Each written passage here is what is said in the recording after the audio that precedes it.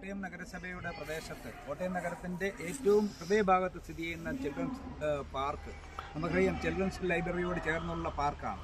ഈ പാർക്കിൽ നിരവധി കുട്ടികൾക്ക് വരാൻ പറ്റുന്ന തരത്തിലേക്ക്, നിരവധി കുട്ടികൾക്ക് ഉല്ലസിക്കാൻ പറ്റുന്ന തരത്തിലേക്ക്, നിരവധി കുട്ടികൾക്ക് സായാഹ്നം വിനിയോഗിക്കാൻ പറ്റുന്ന തരത്തിലേക്കുള്ള സാഹചര്യം സൃഷ്ടിക്കാൻ പറ്റുന്ന ഇടമാണ് ചിൽഡ്രൻസ് ലൈബ്രറിയുടെ ഈ കോമ്പൗണ്ട്. ഈ കെട്ടിടം വന്ന ഈ കോമ്പൗണ്ട് ഉണ്ടായതിലൊക്കെ ഒട്ടനവധി ആളുകളുടെ വലിയ സംഭാവനയുണ്ട്. DC കിഴക്കേമുറിയെ പോലെയുള്ള ബഹുമാന്യരായ വ്യക്തിത്വത്തിൻ്റെയൊക്കെ വലിയ രീതിയിലേക്കുള്ള ദീർഘവീക്ഷണത്തിൻ്റെ ശ്രമഫലമായിട്ടാണ് ഇവിടെ ഈ ഇത്രയും വലിയ രീതിയിലേക്കുള്ള സ്ഥലമുണ്ടായത്, കെട്ടിടമുണ്ടായത്. ആ കെട്ടിടത്തിൻ്റെ പരിസരത്തുള്ള പാർക്ക് നവീകരിക്കുക എന്നുള്ളത് കോട്ടയം നഗരത്തിലെ എല്ലാ പൊതുസമൂഹത്തിൻ്റെയും ആവശ്യം. അതുകൊണ്ട് കോട്ടയം നഗരസഭയും ഇക്കാര്യത്തിൽ സഹകരിക്കാനായിട്ട് താല്പര്യത്തോടു കൂടി നിൽക്കുക. അക്കാര്യത്തിൽ പദ്ധതി തയ്യാറാക്കുമ്പോൾ പദ്ധതിയുടെ മാർഗ്ഗരേഖയ്ക്ക് അനുസൃതമായ രീതിയിലേക്ക് എന്തൊക്കെ ചെയ്യാൻ പറ്റുമോ എന്നുള്ള കാര്യങ്ങൾ ആലോചിക്കും. കോട്ടയം നഗരത്തിലെ കുട്ടികൾക്ക് ഉല്ലസിക്കാൻ പറ്റുന്ന തരത്തിൽ കുട്ടികളുടെ ലൈബ്രറിയോടനുബന്ധിച്ചുള്ള പാർക്ക്, അതോടൊപ്പം നഗരസഭയുടെ പാർക്ക്, നഗരസഭയുടെ കുട്ടികളുടെ പാർക്ക് ഒക്കെ വലിയ രീതിയിലേക്ക് നമുക്ക് കുട്ടികൾക്ക് വന്ന് സമയം ചെലവഴിച്ച് അവർക്ക് ഉല്ലസിക്കാൻ പറ്റുന്ന സാഹചര്യം ഉണ്ടാകണം. ഇവിടെ വന്നപ്പോൾ നമ്മളുടെ ഇതിൻ്റെ ഡയറക്ടർ ബോർഡ് അംഗമായിട്ടുള്ള ബഹുമാനായ ശ്രീ ജയകുമാർ ചേട്ടൻ സൂചിപ്പിച്ചിട്ടുണ്ട്. ഇവിടെ ഒരു അതായത് സാഹസികമായിട്ടുള്ള സാഹചര്യം സൃഷ്ടിക്കാൻ പറ്റുന്ന തരത്തിലേക്കുള്ള ഒരു അഡ്വഞ്ചർ പാർക്ക് വേണമെന്നുള്ളത്. അപ്പം നോക്കിയപ്പോൾ നമുക്ക് അതിന് പറ്റുന്ന കുട്ടികൾക്ക് ക്ലൈംബ് ചെയ്യാൻ പറ്റുന്നത്, കുട്ടികൾക്ക് ക്ലൈംബ് ചെയ്ത് ഓടി മാറാൻ പറ്റുന്ന തരത്തിലേക്കുള്ള സാഹചര്യം സൃഷ്ടിക്കാൻ പറ്റുന്ന സംവിധാനമൊക്കെ ഉണ്ട്. കേരളത്തിൽ അല്ലെങ്കിൽ സമീപ പ്രദേശത്ത് അത്തരത്തിലേക്കുള്ള സാഹചര്യമുള്ള പാർക്ക് ഏതൊക്കെയാണെന്നൊന്ന് പരിശോധിച്ച് അത് കണ്ടെത്തിയാൽ അതിൻ്റെ സാമ്പത്തിക സംവിധാനം എങ്ങനെയുണ്ടെന്ന് ആലോചിച്ച് ആ തരത്തിലേക്ക് മാറാൻ പറ്റുമെന്നാണ് ചിന്തിക്കുന്നത്. എന്തായാലും ഇവിടുത്തെ ഇതിൻ്റെ നമ്മളുടെ ചിൽഡ്രൻസ് ലൈബ്രറിയുടെ ഡയറക്ടർ ബോർഡ് അംഗമായിട്ടുള്ള ജയകുമാർ ചേട്ടൻ്റെയൊക്കെ നിർദ്ദേശം, ഡയറക്ടറായിട്ടുള്ള ജയകുമാർ ചേട്ടൻ്റെയൊക്കെ നിർദ്ദേശം കോട്ടയം നഗരസഭ വലിയ രീതിയിലേക്ക് കാണുകയാണ്. അതുകൊണ്ട് അദ്ദേഹത്തിൻ്റെയൊക്കെ ചിന്തയ്ക്ക് അനുസൃതമായി നഗരസഭയും ഒപ്പം ഉണ്ടാകും എന്നുള്ള അവരുടെ അറിയിപ്പാണ് എനിക്ക് പറയാനുള്ളത്.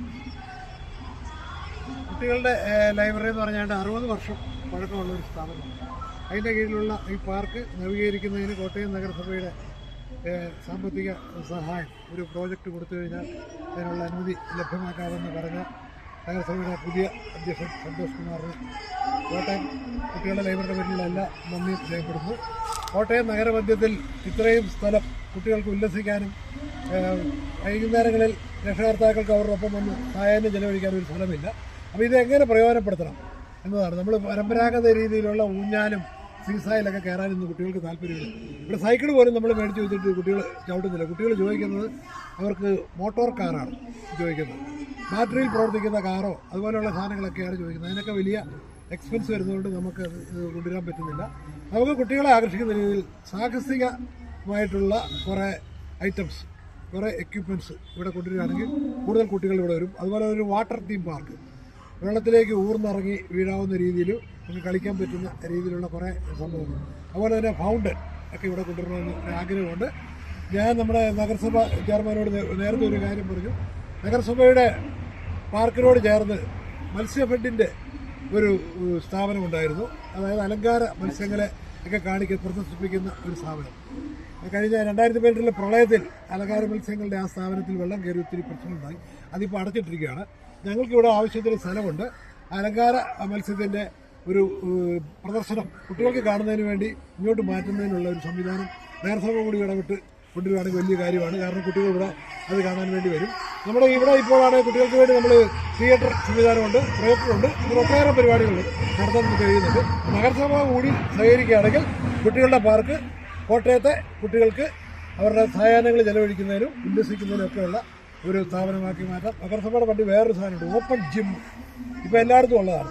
ഈ പാർക്കിൽ ഒരു ഓപ്പൺ ജിമ്മ് സ്ഥാപിക്കുന്നതിന് മുതിർന്നവർക്കും സ്ത്രീകൾക്കും കുട്ടികൾക്കും ഒക്കെ വന്ന് അവരുടെ ആരോഗ്യം മെച്ചപ്പെടുത്തുന്നതിൽ ഒരു ഓപ്പൺ ജിമ്മ് സ്ഥാപിക്കുന്നതിനുള്ള കഴിവ് കൂടി ചെയ്തു തരണമെന്ന് കൂടി പറയുന്നു. നമ്മൾ ഈ സംവിധാനങ്ങളെല്ലാം മുനിസിപ്പാലിറ്റിയുടെ കൂടി സഹകരണത്തോടെ ഏർപ്പെടുത്തി കഴിഞ്ഞാൽ കൂടുതൽ കുട്ടികൾ ഇങ്ങോട്ട് വരുമെന്നാണ് പ്രതീക്ഷിക്കുന്നത്.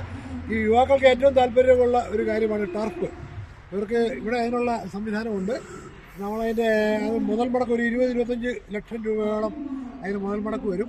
പക്ഷെ അത് അത്രയും മുടങ്ങുകൾക്ക് കഴിഞ്ഞാൽ അതിൻ്റെ റിട്ടേൺ തിരിച്ചു വരവ് കിട്ടാൻ ഒത്തിരി കാലതാമസം എടുക്കുമെന്നൊക്കെയുള്ളൊരു പരാതി ഒക്കെ നിലനിൽക്കുന്നതുകൊണ്ടാണ് നമ്മൾ അതിലേക്ക് ഇറങ്ങി തിരിയാത്തത്. ഈ ടർഫ് വന്നു കഴിഞ്ഞാൽ കുട്ടികൾക്ക് ഇവിടെ ക്രിക്കറ്റ് കളിക്കാനും അതുപോലെ രാത്രി ഫുട്ബോൾ കളിക്കാനും കുട്ടികൾക്ക് മാത്രമല്ല മുതിർന്നവർക്കൊക്കെ കഴിയും. അതിനൊക്കെയുള്ള ഒരു സംവിധാനമുണ്ട്. ഇതൊക്കെയാണെങ്കിലും കുട്ടികൾ ഇങ്ങോട്ട് വരിക എന്നതാണ് ഏറ്റവും പ്രധാനപ്പെട്ട കാര്യം.